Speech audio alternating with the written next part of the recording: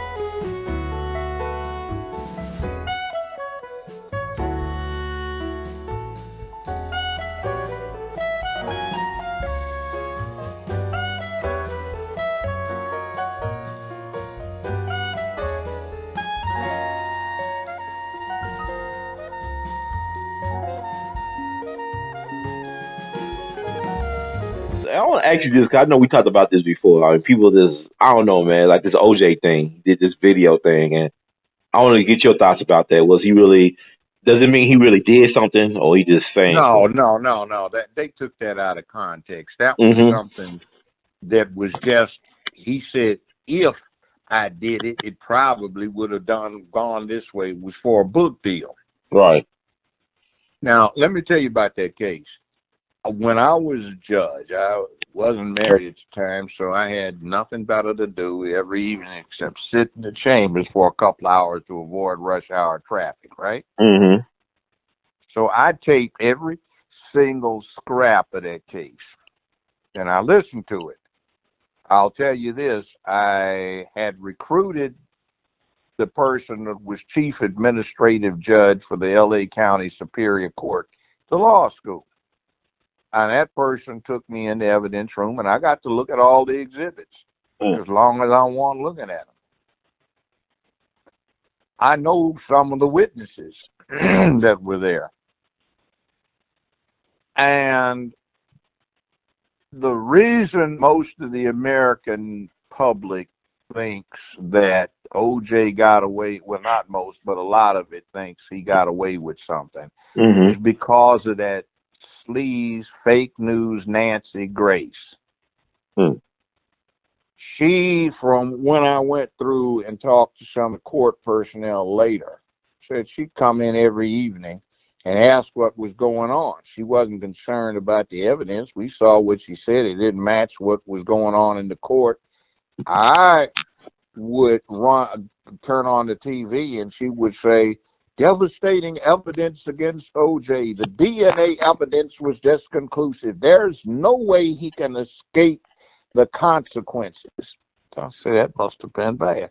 I turned it on and the DNA evidence went like this. The expert says that wasn't OJ. Says this isn't even close to his DNA. What this is typical of somebody who has ancestry from the northeast Mediterranean area or Sicily. So where in the hell did that fool get that? Who is this? Nancy Grace never heard of this person. They had just started. Devastating evidence. OJ's blood found at the scene. And the interesting thing is they'd taken a serological sample from OJ. And when they take a serological sample, they put a certain very prominent chemical in it to keep it from souring. Okay. So the serological evidence was analyzed, and the state's own expert said, well, this is circumspect. This belongs to OJ. The problem is it's got the preservative element that's in his sample. And the defense came up with a prosecution witness who was taped bringing the sample from the forensic labs all the way back 23 miles to crime scene.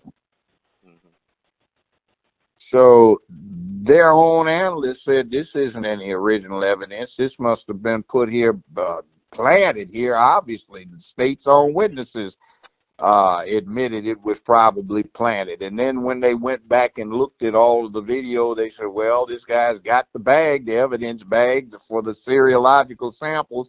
What is he doing back at the crime scene with it? See, they have a specific chemical they put in a serological sample to keep it from spoiling.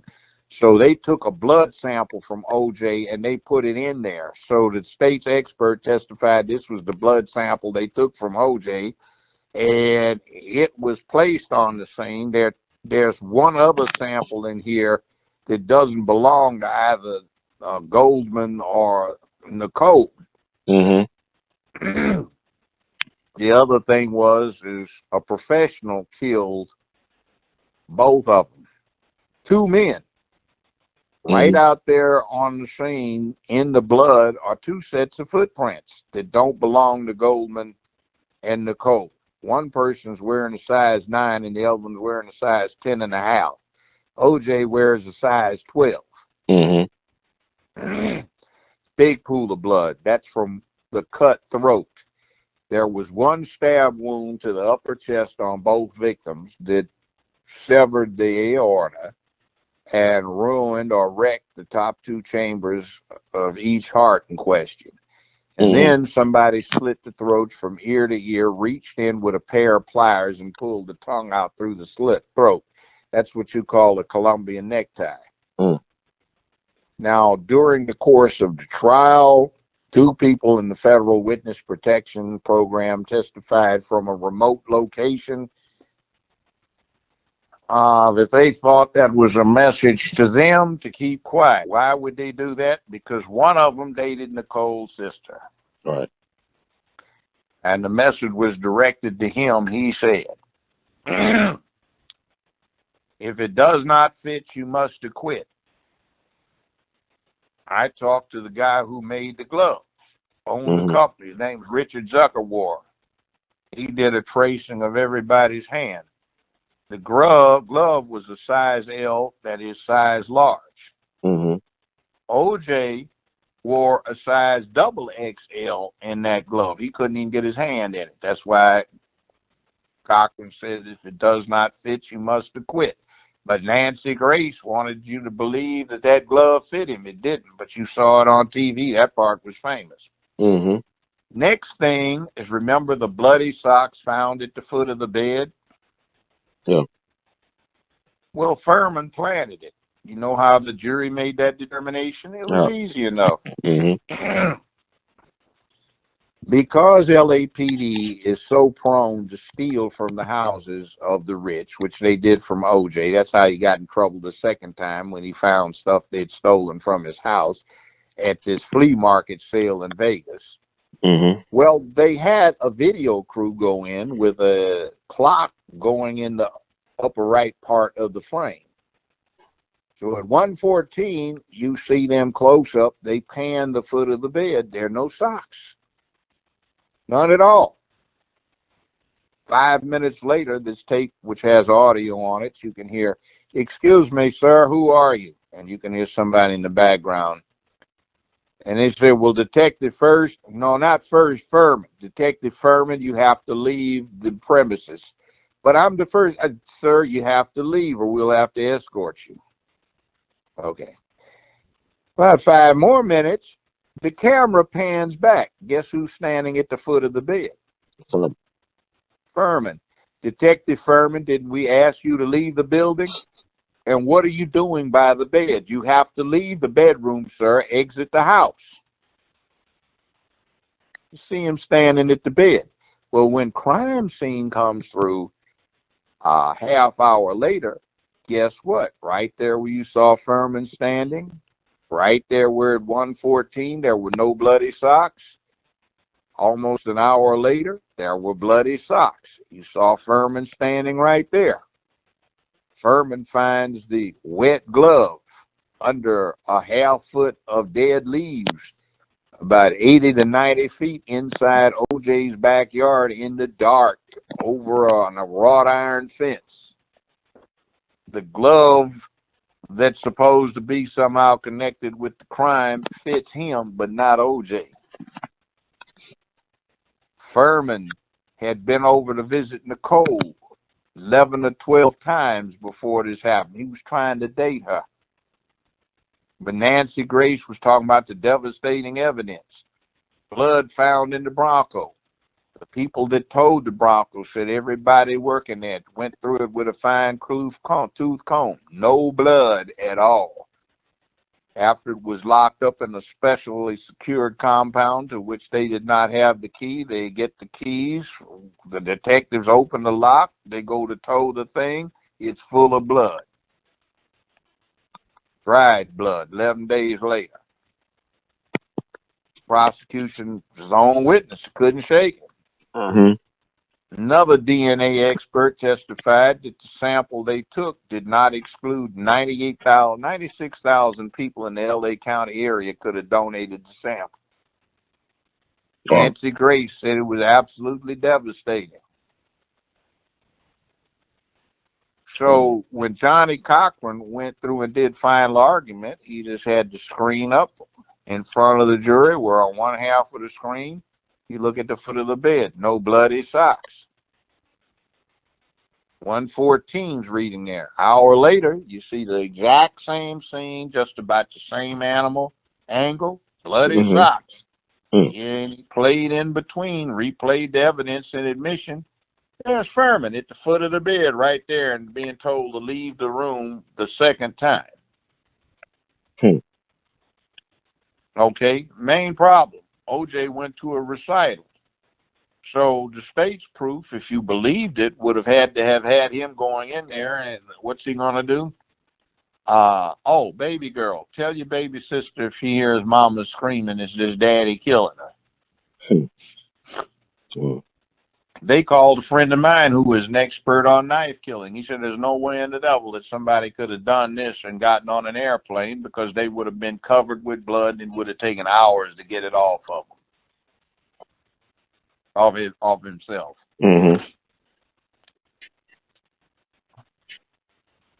There was no evidence to connect him to the crime.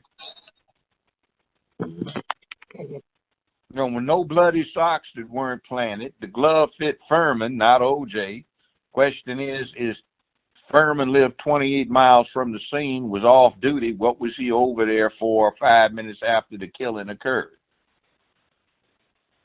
Now, when they had domestic violence complaints, was he one of the regulars? No. They cleared that up. They brought in his first wife, said he never laid hands on her. They brought in numerous witnesses to say that Nicole was stone freaked out of her mind on drugs. And the only thing OJ was doing was trying to restrain her and try to keep her from using other drugs. They said he caught her. Witnesses came in that said, I was with him. He went over there to pick up the kids or drop the kids off.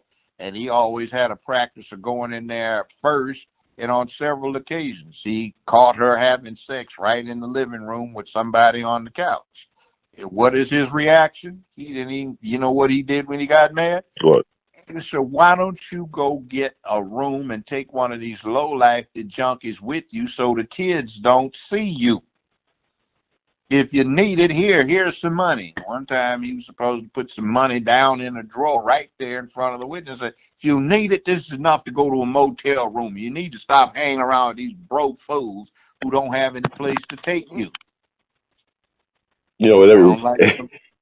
What's he supposed to be mad for?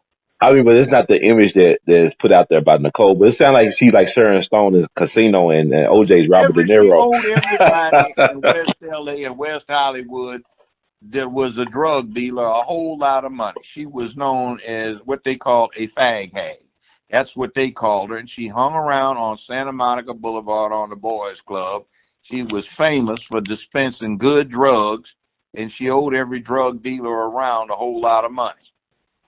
So really, anybody could have got Nicole. I mean, she owed people. Yeah, what the bottom line was is they brought in two witnesses who testified that she got done in because it was a message for them to keep quiet. And remember the Columbia necktie? Yeah. And the witnesses that they brought in they didn't even put on their proof about the knife thing, because when the preliminary testimony was out of the presence of the jury, the knife expert said one man couldn't do it. It was a two-man hit. Yeah, but people start thinking about those. Golden wasn't even supposed to be there. They just went by and, take him too. But like, when people got their minds, OJ in the Hearst commercial, like he's running through the airport. That's what they think about OJ. Remember on Hearst commercial, like he was the only black person in the airport. And he was like, go OJ, go! He was running and jumping over everything, but he got bad knees too. I mean, he was a football player. Yeah, but remember one thing about this. All of this came from Nancy Grace, Queen of Sleeves. Mm-hmm. That's when she was first breaking in, and that's who was the one that was supposed to be down there watching every day, which she wasn't. That was a lie. And she's the one that kept coming up devastating evidence against OJ. You look at it, there's nothing devastating. Okay. It couldn't get any better for the defense. So what I got told by a judge who dropped in and out and watched it, they never had a case against OJ. Nothing came out. See, that was what was so rank when he said it was a rush to judgment. They did not have sufficient probable cause in reality to charge that man. But wow. The judge that told me said, look, they didn't have a case. There wasn't one scintilla of evidence to implicate OJ in this case. And Joe Darden and Marcia Clark just sat up there, clowned around, irritated the hell out of the jury until they couldn't stand it. And then, you know what the press didn't do? They didn't do the back end of that tale. And you know what that was? What? 4 of the chief detectives involved in the OJ case went to the penitentiary for planting false evidence in other cases. They had to let 128 men out of the penitentiary in California behind what they call the Rampart scandal, because detectives that had been operating on cases that came out of that precinct had been planting evidence. Same 4 detectives involved in the OJ case involved there all went to the penitentiary for multiple counts of contaminating and tainting evidence and planting false evidence in cases. They had to let 128 people out of jail. Wow. That's like you think about it. Wow. See, what I know Johnny Cochran. I know what he did. You know what he did? What you do? He managed to be smart enough to get it in one of the judicial districts, one of the 13 in L.A., where they actually had some black folk in there, so O.J. could have a representative jury. And you know what he did? He just made sure he got as many people 45 and 50 years of age on that jury, black, who had grown up in L.A. and experienced LAPD. And if you grew up in L.A., they had no credibility. They lie, they steal, they plant evidence, and the people that grew up in L.A. that were of that age considered them the Gestapo. So when they didn't see any evidence, they only took half hour. They basically just said, Your Honor, we find there's the defendant, there's insufficient proof to establish his guilt beyond a reasonable doubt. In fact, there was no proof. I looked at it. I handled 42 first-degree murder cases as a defense lawyer, and I don't know how many as a judge presided over them. And I looked at what they had in the evidence room. There was not a shred of evidence that connected O.J. with this crime. Not one shred.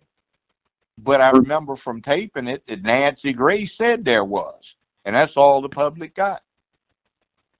So the media really did OJ a disservice, but he still got off anyway. It wasn't the whole media. It was fake news Nancy. Fake news Nancy. I got you. Fake news Nancy. What about, okay, well, Mark Fuhrman, was he known to make the calls when Nicole would call 911? Was he one of the police officers that would answer the call to go to the Simpson household? Fuhrman was trying to date Nicole. That was the evidence the jury heard. Okay. He had been over there, not on calls, but for social purposes, somewhere around a dozen times. Interesting. Okay. Wow. So do you believe they had a relationship at all? Did they have a type of relationship? Or Fuhrman is a low-lifted sleaze, Mm. a racist. Mm-hmm. Nicole was Italian. I didn't know that. Okay.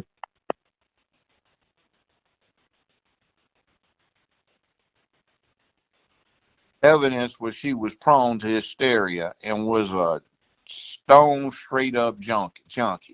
Mm-hmm. Owed everybody money for drugs.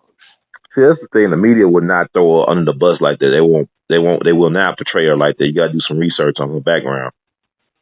But that's what you're saying, that she was known for owing all these drug dealers money around town. Yeah. So what happened is, I guess the people that wanted to send one guy a message had no reason to connect her up with OJ. She's just a junkie. Mm-hmm.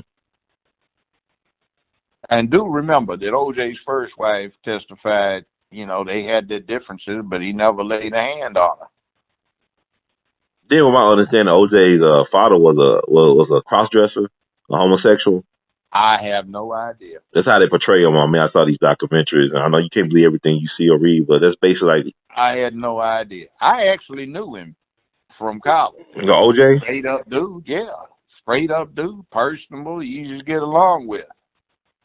He's like a very likable guy. I don't care too much about his politics, but it don't seem like he's a bad person. You know what I'm saying? Like, you could have a dinner with him and have a fun time with him.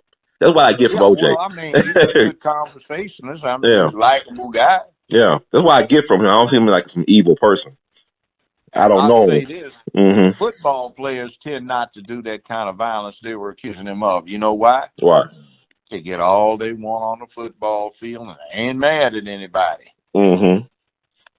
They've got no built-up hostility and aggression because they've had ample opportunity to finish running over somebody and hitting hard like he did. He was one of the all-time greats. I can't take that away from him. He was one of the best to ever do it. Well, I tackled him one time in a game. I played football at UCLA. Oh, you tackled OJ before? Yeah, he's hard-running brother. How was that experience, tackling OJ? Difficult. Hey, man, I was running over everybody. I got him down. You got him down, huh? Oh, yeah, I thought it was, between me and him in the goal line, but I got him down. Did he remember you playing against him? Does he remember that? Yeah? Yeah, that was 1966. It was in the L.A. Coliseum, UCLA versus USC. Mm-hmm. Ah, that's something, man. Wow.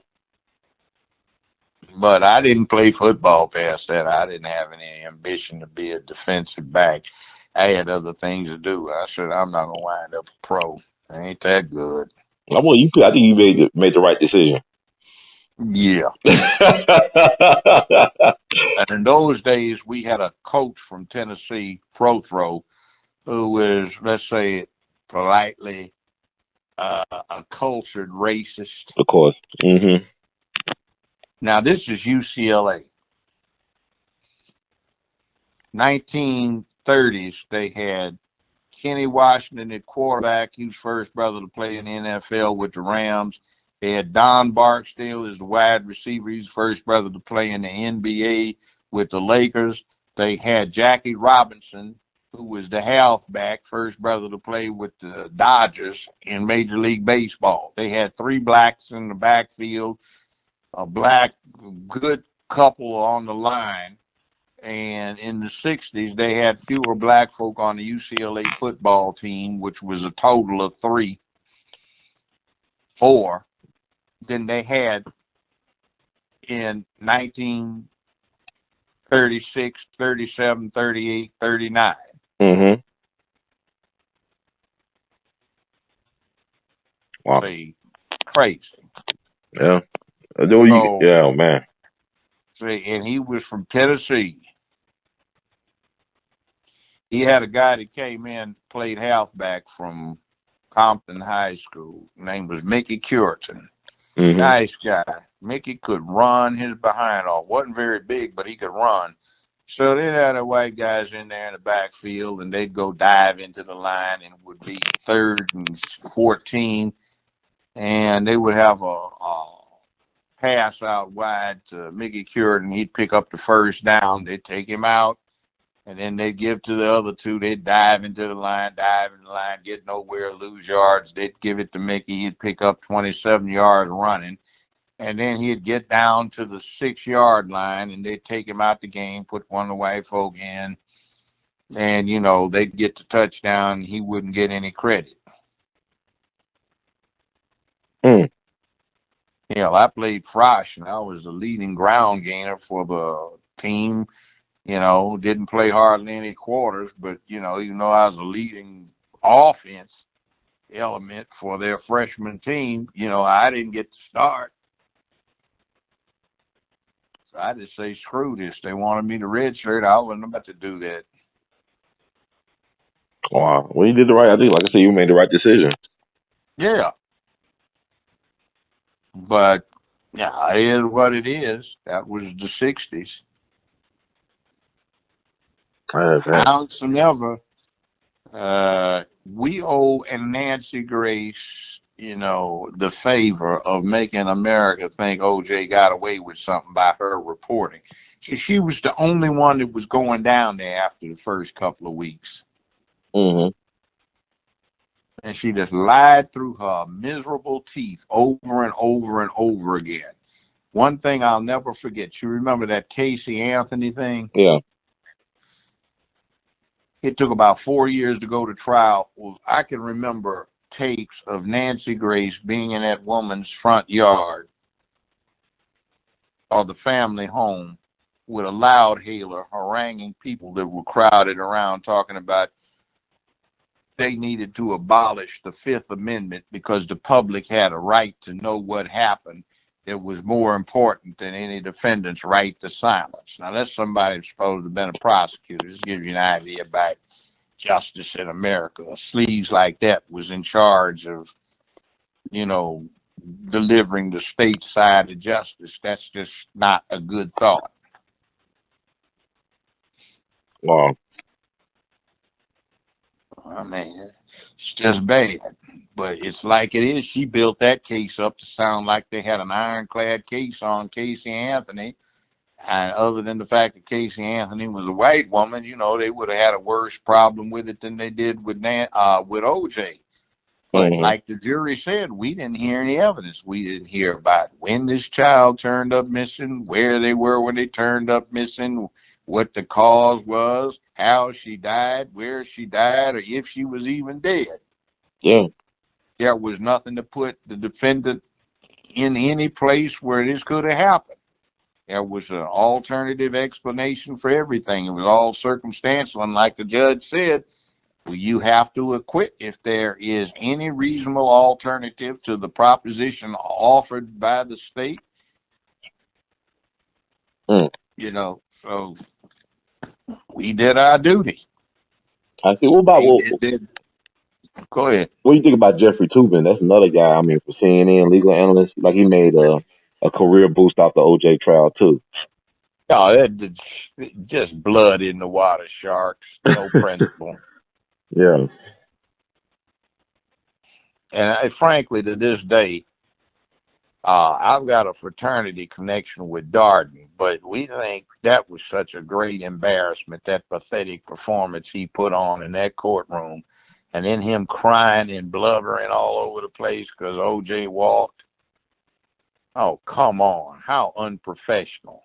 And I taped it, and I used to be an adjunct professor at the local law school over here, and I'd show tapes on how not to try a case with Darden and Marcia Clark. I would have locked them up. I would have made them show cause for contempt the way they were carrying on. That had to be one of the most incompetent performances by prosecutors I've ever seen. Well, what they say? Yeah, wow. What they say about Garcetti though? Their boss. Well, yeah, but I didn't care, but it would have seemed that he had somebody with more competence. I mean, I was told by another judge who stuck her nose in there to look, that said they had pissed the jury off so badly that when they walked in, the jury would almost turn around and spit on the ground. Wow. Rude, crude, jumping up and down. Objection. Vito was going, I ruled on that already, Mr. John. Object one, what's your basis? Just objection. I'm going to sit down. I would have shut him up. Mm-hmm. So was kind of bamboozled and a little bit overwhelmed by it. But what I did see with Darden and Marcia Clark is something that is a very bad thing about justice. They were so used to running over a defense with no case and bamboozling everybody involved that they ran up against a good defense and they just broke down and got crunched because they didn't have what it took. They had a lot of bad habits. So what do you think about, like, you talking about the Dream Team defense, like Robert Shapiro, turning coat or whatever, changing his mind about the whole thing? Oh, Shapiro's fakes us out a lot. Shapiro's ego was messed up because a better lawyer was a black man, Johnny Cochran. Mm-hmm. And I know him and F. Lee Bailey had a falling out, because F. Lee Bailey. Yeah, because that's that same thing. You are a black professional, and every white professional thinks he knows better what to do than you do. Yeah, I think F. Lee Bailey was on Cochran's side. Because he was the godson, the godfather to one of Bob Shapiro's children. And I know they had a falling out, because F. Lee saying he's been blackballed because of his support of OJ in the OJ case. Like, he's been blackballed. Do you know how Shapiro got on the map? By handling a Russian spy. Okay. Come on now, that's just crap. He just got shown up. He started bumbling. Mm-hmm. And see, I've known Johnny Cochran since 1966. He was also a UCLA alumnus. Okay. And Cochran was not flashy, but he was thorough. Mm-hmm. And Cochran just had it all mapped out, planned from A to Z, and he just had to fight with some of his colleagues from the looks of things to get them to go along with it because, of course, white man in a matter knows better than a black man. Like saying L.A., the white man knows everything. L.A.